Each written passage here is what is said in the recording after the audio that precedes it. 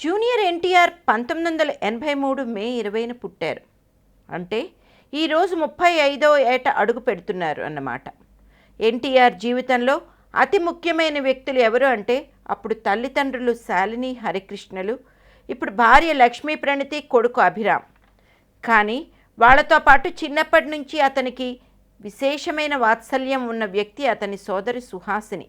ఆమె అభిప్రాయాలకు ఎన్టీఆర్ ఎంత ప్రాధాన్యం ఇస్తారంటే అతను నటించిన ప్రతి సినిమాను రిలీజ్కి ముందే ఆమెకు స్పెషల్ షో వేసి చూపిస్తాడు.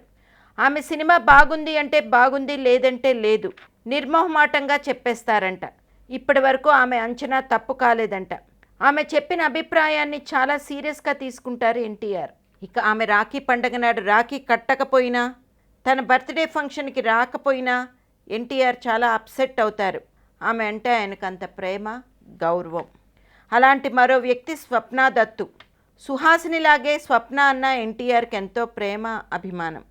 ఇంకా చెప్పాలంటే ఎన్టీఆర్ స్వప్న జీవితంలో అత్యంత ముఖ్యమైన వ్యక్తి. ఎందుకంటే స్వప్న ప్రసాద్ వర్మను ప్రేమించినప్పుడు తండ్రి అశ్విని దత్తు వీళ్ళ ప్రేమను తీవ్రంగా వ్యతిరేకించారు. స్వప్న తన బాధ ఎన్టీఆర్కు చెప్పుకుంటే ఆమె తరఫున అశ్విని దత్తో మాట్లాడి ప్రసాద్ వర్మ మంచి వ్యక్తి అని చెప్పి ఒప్పించి దగ్గర ఉండి స్వప్న ప్రసాదుల వివాహం జరిపించారు ఎన్టీఆర్. అలా వాళ్ళ మధ్య సోదర ప్రేమ చిగురించింది.